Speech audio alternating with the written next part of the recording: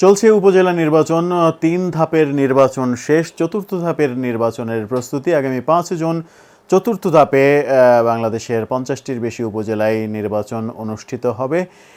কিন্তু এর মাঝে যেটা হয়েছে, একটা বড় ঘটনা ঘটিয়েছে নির্বাচন কমিশন, সেটা নিয়ে আলোচনা করব দর্শক এই ভিডিওতে। কি ঘটনা ঘটল নির্বাচনকে কেন্দ্র করে, থাকবেন আমাদের সঙ্গে পলিটিক্স টিভির নিয়মিত আয়োজনে।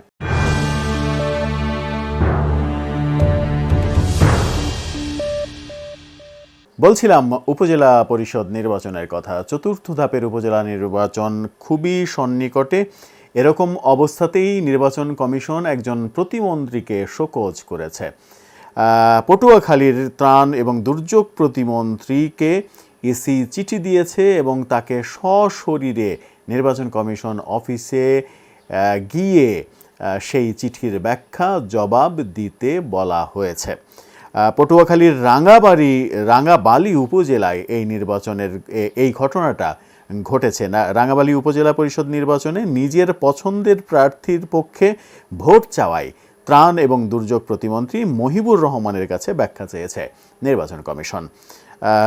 আগামী রোববার অর্থাৎ আগামীকাল এই ব্যাখ্যা তাকে দিতে হবে নির্বাচন কমিশন অফিসে উপস্থিত থেকে। ব্যক্তিগতভাবে রাজধানীর কাউরান আগারগাঁওয়ে ইসির যে অফিস, সেই অফিসে তাকে উপস্থিত থেকে এই জবাব দিতে হবে। কোনো দূত মারফত জবাব চলবে না। এটা একটা বড় ব্যাপার, কারণ একজন প্রতিমন্ত্রী, ক্ষমতাসীন দলের একজন প্রতিমন্ত্রীকে ইসি যখন এরকম কারণ দর্শানোর নোটিশ দেয় এবং ব্যাখ্যা দিতে বাধ্য করে, তখন একটা বার্তা কিন্তু উপজেলা নির্বাচনকে কেন্দ্র করে আসে। সেটা হচ্ছে সারা দেশে যেখানেই হোক মন্ত্রী, প্রতিমন্ত্রী, এমপি কিংবা প্রভাবশালী, এমনকি জেলা পরিষদের চেয়ারম্যানরা কিংবা প্রভাবশালী ব্যক্তিরা যারা রাষ্ট্রের বিভিন্ন গুরুত্বপূর্ণ দায়িত্বে রয়েছেন, তারা এই নির্বাচনকে প্রভাবিত করার যদি চেষ্টা করেন, তাহলে তার বিরুদ্ধে ইসি ব্যবস্থা নিচ্ছে। এরকম অভিযোগ বহু জায়গায় রয়েছে এবং বহু জায়গায় শোনা যাচ্ছে।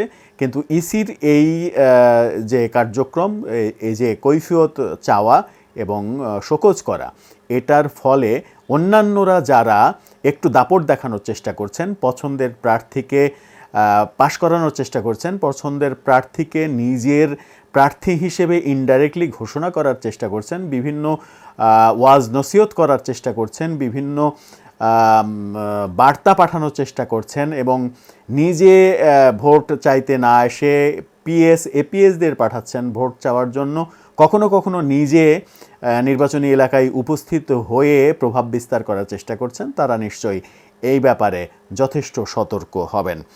শুক্রবার ইসির পক্ষে নির্বাচন ব্যবস্থাপনা ও সমন্বয় ২ শাখার সিনিয়র সহকারী সচিব মোহাম্মদ শাহজালাল স্বাক্ষরিত চিঠিতে যখন ত্রাণ এবং দুর্যোগ প্রতিমন্ত্রীকে এই শোকজ করা হয়, তখন সেটি একটা গুরুত্বপূর্ণ ঘটনা। মহিবুর রহমান যে ৩ জন প্রার্থীর পক্ষে ভোট চেয়েছেন, এটা ইসি নিশ্চিত হয়েই শোকজ করা হয়েছে। ৩ জন প্রার্থী অর্থাৎ চেয়ারম্যান, ভাইস চেয়ারম্যান এবং মহিলা ভাইস চেয়ারম্যান, তার পছন্দের, তার অনুসারী ৩ জনের পক্ষে তিনি ভোট চেয়েছেন। যে ৩ জনের পক্ষে ভোট চেয়েছেন, সেই ৩ জনকেও কারণ দর্শানোর নোটিশ দেওয়া হয়েছে এবং তাদেরকেও জবাব দিতে বলা হয়েছে। এই ঘটনা নিশ্চয়ই উপজেলা নির্বাচনে একটা বার্তা দেয়। সেটা হচ্ছে উপজেলা নির্বাচনকে কোনোভাবেই এই সরকার বিতর্কিত এবং প্রভাবিত হওয়ার কোনো কিছুর মধ্যে রাখতে চায় না, প্রভাব মুক্ত নির্বাচনই করতে চাই। আমরা দেশের বিভিন্ন জায়গা থেকে খবর পাচ্ছি নির্বাচন জাল ভোট কিংবা নির্বাচনে অনিয়ম করার চেষ্টা যারাই করছে, তাদেরকেই ভ্রাম্যমাণ আদালত বিভিন্ন মেয়াদের শাস্তি দিচ্ছে। এরকম ঘটনা হয়েছে। বহু প্রভাবশালী ব্যক্তিদেরকে একটা ঘরে সারাদিন বন্দি করে রাখার, গৃহবন্দী করে রাখার ঘটনাও আমরা শুনেছি, যেন তিনি বাইরে বের হয়ে প্রভাবিত করতে না পারেন নির্বাচনকে।